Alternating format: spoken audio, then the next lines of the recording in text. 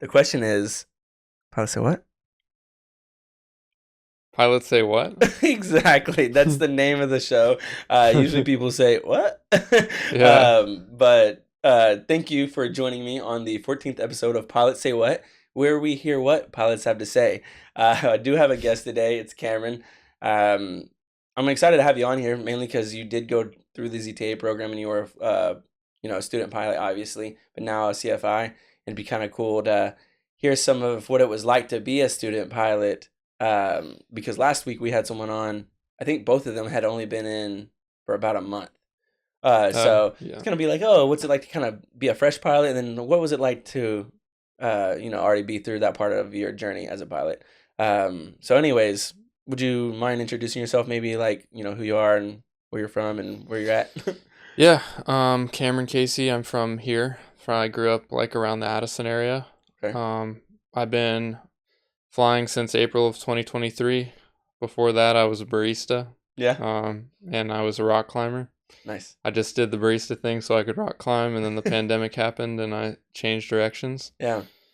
And yeah, I've been a CFI since January, like mid-January of this year, 2024. So Yeah. going on 6 months or so. Okay. We are going to talk a little bit about like the first time doing some things, maybe your first day as a student pilot, maybe your first time actually flying and things Yeah. like I want to go over some firsts, especially during your student pilot journey.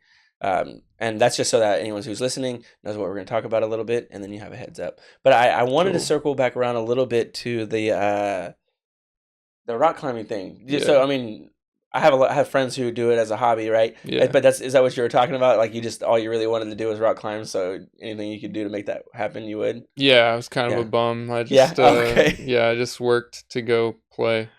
No, I I mean didn't, yeah. that's its own vibe. You kind of have to live like that for a little while to enjoy life and Yeah. remember what it's like. But I was just double checking to see like are there competitions? I was making sure you weren't being competitive or something No, with no, it. I was not very good at rock climbing, but Okay. I tried to do to make up for not being very strong with doing stuff that was where you'd have not a lot of protection and do stuff that wasn't necessarily like super physically challenging, but Hmm.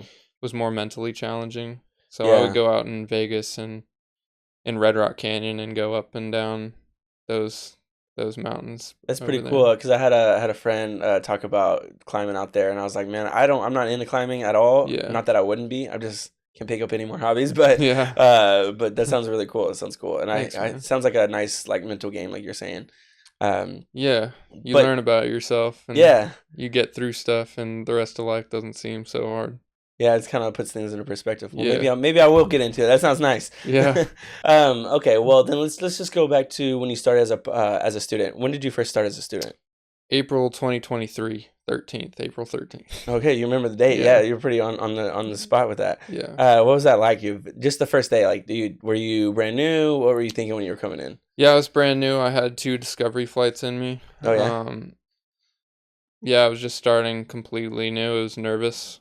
Uh, I only back in those those days over like, a little more than a year ago, the Hmm. ZTA classes were a lot smaller. Yeah. So I had 6 people instead of 25 or 30 like they do now. Oh.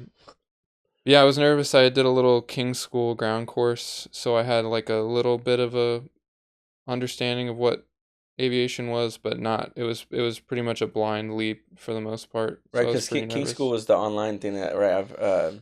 Yeah, a lot of people do Yeah. that to prepare, kind of see what it's like. Yeah. Well, then were you into aviation before? No. No. No. I was Yeah. not one of those kids that uh grew up wanting to be a pilot. I'd never considered it. It was just I had to make a change, and I wanted to work. I didn't want to go back to being a barista, and I Yeah. wanted to do something that didn't. It wasn't so much about the money. I didn't want to do something that sucked, Yeah. and flying planes seemed fun, Yeah. Hey, I which think is that's kind of, yeah, no, that's a good immature to answer. say, but yeah, Not at all, man. I think a lot of people say they wanted to, whether they were into it since they were younger or they just decided like out of nowhere. A lot of people are saying that they just wanted to fly planes and they figured out that it's attainable and that you can make money doing it and you can live that yeah, way. And so they came here to thrust flight. yeah. Um, so it's not too uncommon. Well, then what kind of triggered your interest in the first place? I got really into World of Warcraft Yeah. in the pandemic, and one of my online best friend was a pilot for he flies for Delta now, but he was at Horizon then, and Yeah. he kind of described his lifestyle. He was I don't Oh. know, he had a pretty good time at Horizon, didn't work a whole lot, made a good chunk of money, and so he piqued my interest, and then I had a real life friend that was looking into thrust in particular, and I just like emailed Nathan and got the ball rolling. I looked at ATP and ended up thrust just seemed like a better option. Yeah. Did you take any tours or anything like that anywhere? Yeah, Nathan took me around thrust, and Yeah. that guy yeah. He'll have you. I hear everyone Yeah. always mentions Nathan. So I hear that after you take the tour, you're kind of sold. Yeah, uh, it's dangerous. You got to be careful. yeah, because you're gonna want to do it He's after real that. good. Did you Yeah. take your discovery flight that day or before that? After. Yeah, I Oh, took after. it probably 3 or 4 weeks after. Hmm. Um and then yeah, I took a free discovery flight with ATP, and Hmm. yep, that's I was kind of like still figuring out whether I wanted to commit or not, because it's obviously a huge commitment. Oh yeah, Yeah. absolutely. Well, then how long did it take? A little while to commit. How long did it take to commit? I met with Nathan in early February, discovery flight like mid-February, and I started going through the financial stuff in March and started in April. Oh, that's what's up. So Okay. like 2 months or so from the day I toured here. Well, congratulations. I just like to hear people making some sort of decision and then going for it because, like you said, it's not a small choice. It's kind of a big It was thing. risky. It could Yeah. have, yeah, it could have blown up. Anything could happen, but yeah, Hey, here you are, and then now yeah, you're already working as a pilot. I mean, yeah, obviously not in the airlines right now, but I yeah. mean, I think it sounds like it's already a success in my opinion. Yeah, it's been really good. I've been really lucky. Yeah. Well, then, Yeah. so they described kind of like what your life's gonna be like as a student. What hmm what what was it like? Kind of like, what was the work life balance like, and things like that. Um, I think it's really, especially with private pilot, it's really, really front loaded. Mm-hmm. Like you start in, and a lot of people don't even do the, you Mm. know, King's School or watch you. Some people literally just come in with nothing, and with that, it's very, very intimidating and front loaded, and there's so Mm. much information to take in within those first like 3 to 4 weeks, Mm-hmm. and then it kind of reels back after the ground course ends, and you're just flying and studying for your stage checks and stuff. So it goes from being like a lot full Information. days overwhelming Mm-hmm. to uh more free time than you would think, and it's kind of up to you to keep yourself regimented and Mm-hmm. studying after that. But that's kind of how it went. That makes Yeah. sense, and I'm curious. Uh, so when you say people come in and sometimes they'll just come in and that's just about it, and they'll do like maybe go to the ground courses and things like that, as Yeah. opposed to what sort of other behavior or habits.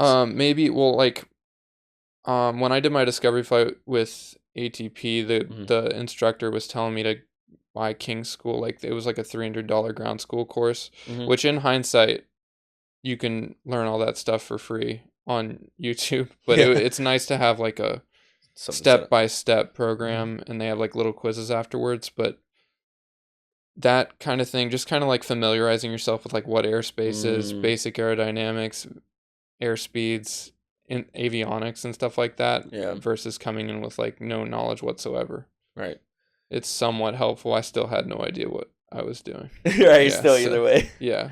Gotcha. And then so once you're in here, let's say those first 3 to 4 weeks, like you said, is really front loaded. There's a lot of knowledge to take in. There's a lot to learn. And then are you saying it kind of turns into a little bit more of a practical, hands-on skill thing after that Yeah, for the like first you're rating? yeah, you go from studying for the written tests and being in ground school and maybe flying once a day or doing a sim and a flight maybe, Hmm. to now you're just flying once a day, getting through stage 2 and stage 3, and there's no ground school anymore. It's just you studying. So you got the 2-hour flight block a day, and Mm, then it's just on you to either, like what I did is I had friends hmm. that, like, I had a 6-person class, so I was close with 5 out of the 6 people in there, and you Yeah. just, yeah, it's super important to make relationships with it and hold yourselves accountable and continue showing up rather than people that like aren't successful Mm. typically when they find out they don't have the ground school to go to anymore and they just have the one flight block a day that they'll go home and do whatever it is they do, Yeah, not aviation related, and that's where people struggle. But if you have, yeah, keeping yourself accountable is really important in making friends. that makes sense, and a lot Yeah, of people have said certain things similar to that too. yeah, When you say you have about a 2 hour flight block a day, yeah. so that's kind of the expectation to have at least 1 2 hour flight block each day, like 5 days, a couple days a week, Yeah, or. typically, yeah. When you get, I mean, if you're a stronger, maybe 2 flights a day if there's plane availability. And then Mhm. in the other ratings, like, especially commercial, it's pretty common to have 2 flight blocks a day. Mhm. But And then you yeah, kind of center your day around that flight block. So let's uh-huh. say you're looking at your week, and how early ahead of do you have those flight blocks available for you to see? Um, Of course, they change, I Weeks. know, but Yeah, everything changes on the daily, but you have a preset flight block. Usually it's a recurring event and okay, it's set for a month in advance or so. okay. And then Yeah. you kind of choose to block your days off around that, right? Like maybe you show up a little early, prep, and Yeah. think about the flight a little bit, and then afterwards, of course, time to go over the flight and study. So is that Yeah. kind of how the days? Is kind of how you structure your day?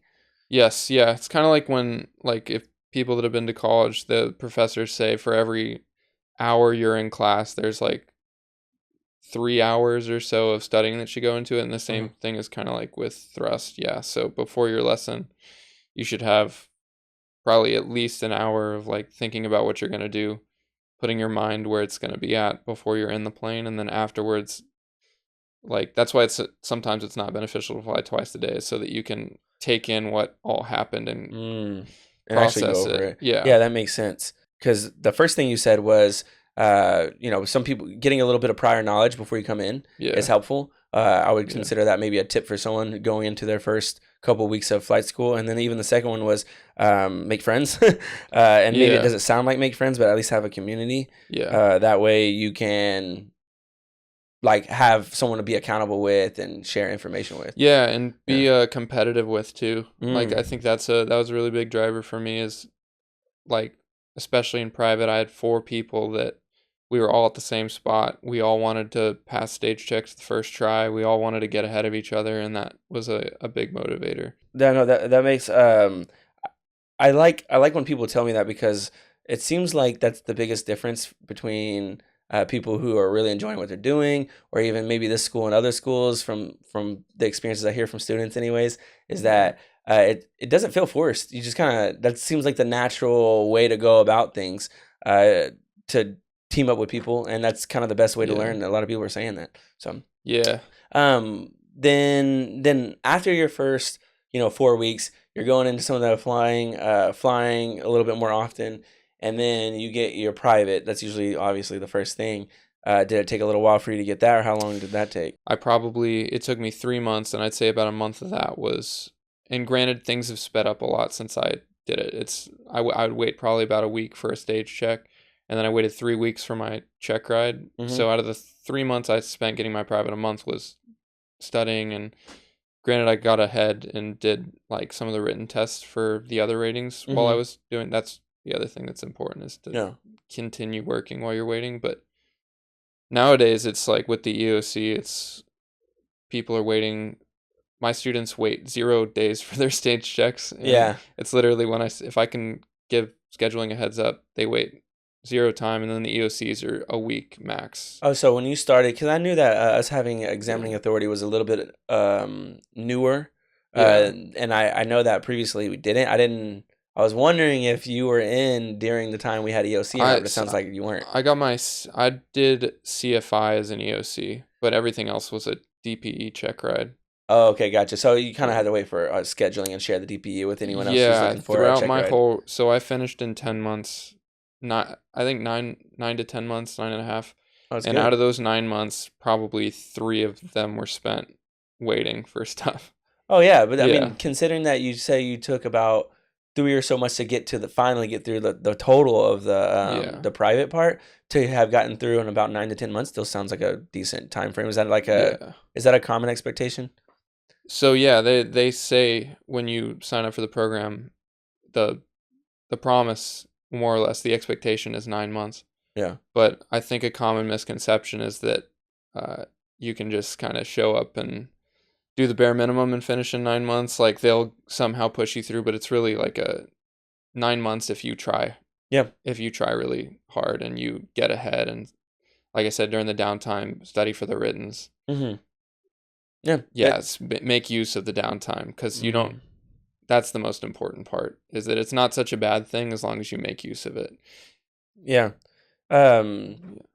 So at that point, you're getting. Let's just say we fast forward to where you're getting towards the end of your ratings, and you're look. Are you already looking into being a CFI at that point? I kind of didn't even apply here until I figured that they would want me to have my CFI done Hmm. until I applied, and then Yeah.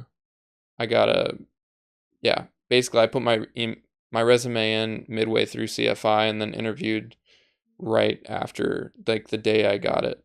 And but yeah, I was more focused on the current rating rather Uh than huh. like thinking about applying No, places. and that makes Yeah, sense. That's why I asked because I was curious about kind of what it was like looking back on your like student journey there, and yeah. I was wondering if there's anything that like you can point out that maybe was the hardest part for you, whether it be like showing up on time or even like maneuvers or just retaining information, etc. The Yeah, hardest part of the program, for at least for like you. from a like a mental standpoint or like I emotional standpoint. honestly any of it, but I'd like to hear the mental standpoint, especially to be honest. Um, I'd say I'd say instruments probably Hmm. the just because there's so much stuff that you can know. Hmm. Like it's almost an infinite amount of details you can dive into. Hmm. It can be overwhelming. Hmm. Well, what do you suggest when going into that Um, into the instrument? Pilot's Cafe is really helpful. Rote memorization, and then the Instrument Procedures Handbook is something that I never read until after I was a CFII. That's really helpful. Yeah. Just breaking it down into small chunks, kind of like Hmm. every that goes for every rating. Yeah. Just uh, yeah, biting it off one piece But at a especially time. going in instrument, like you said, there's so much information, and that's going to be your second rating. So Yeah, it sounds like the first two first handful of months are going to be some of the most stressful and really the most important in terms of developing positive study yeah, habits. yeah. So The private pilot rating was definitely the not that you asked, but the private yeah, piloting was that was the best rating for sure. yeah, because like it felt like the Yeah. most natural or what? Yeah, well, you just you don't get to learn it. You don't get to learn how to fly a plane first ever Yeah. again for the first time Oh, again. okay. Okay.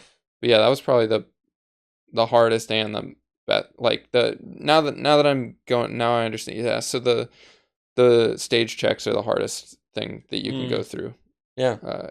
Because it's stressful and you're being evaluated and you're used to kind of going having this calmer, like less stressful environment with your instructor that you're always with, and then all of a Uh-huh. sudden somebody that you're not used to flying with is sitting in the right seat, Yeah. not saying anything and watching your every move. And the more you do stage checks, you end up taking like 10 something stage checks while you're here, and they never aren't stressful, but you get used to them. But that was the hardest thing. Well, Yeah. I can only imagine what it's like trying to fly the machine, or like fly something like that, right? Yeah. And kind of being new, and then having like basically a backseat driver there that's not saying anything, and you're like, oh, what are they Yeah. thinking, and how's this going?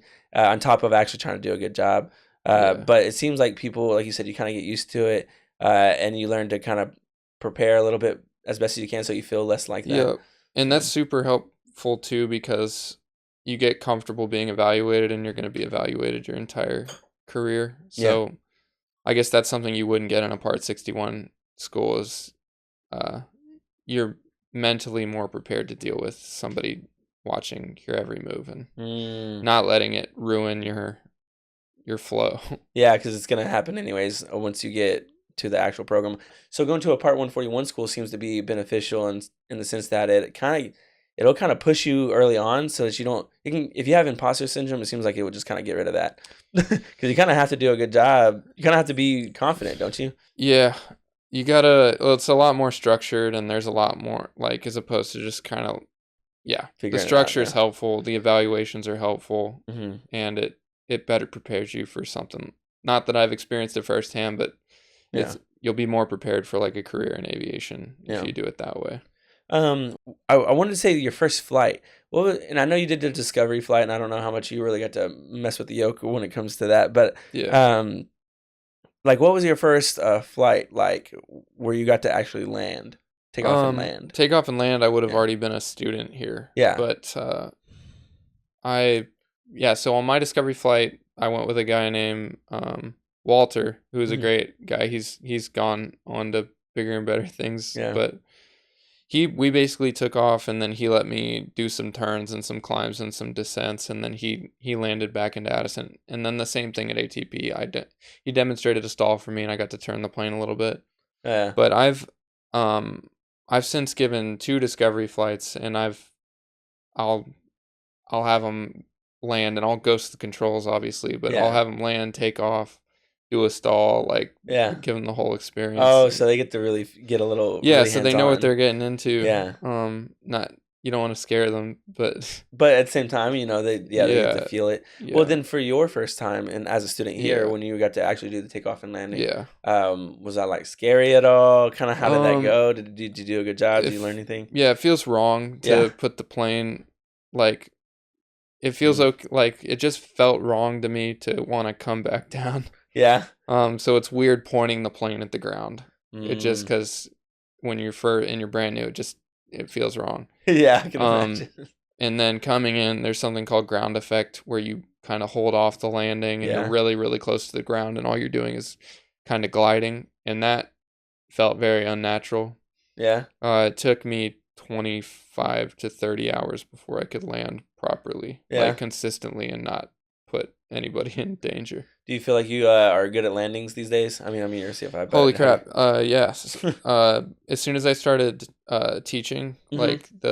there's like an exponential skill increase. That's Not to try to be no, humble, no. I like I mean, still make mistakes. mhm. Everybody has a bad landing, but yeah, I um my landings have exponentially improved since becoming a CFI, because you get to see all the little mistakes people make. And Mm.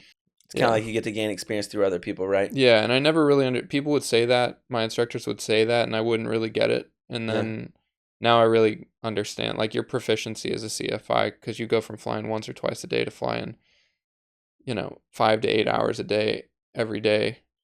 Yeah. Your proficiency just skyrockets. That makes sense. I wonder if it's Yeah. like that.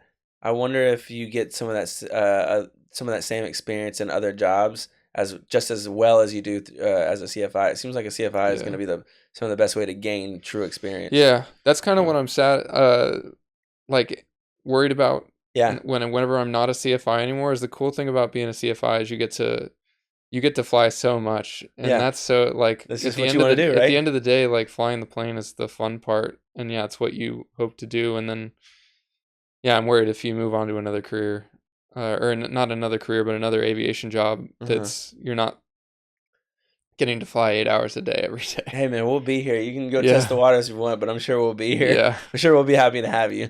yeah, Well, I also wanted to ask you your first check ride. You kind yeah, of talked a little bit earlier about it. It was with the DPE, and those are kind of nerve wracking. Were you yeah. nervous? Did it go well? Did you succeed? Yeah, I passed my first. So I've passed every check ride I've taken, thankfully. Hmm. Um, but yeah, super nervous. You're going with somebody that you don't know, who's really old and experienced, Yeah, typically old. yeah, Um, it was an unbelievably positive experience. And at the end of the day, like what I tell my students that go and see DPEs, yeah.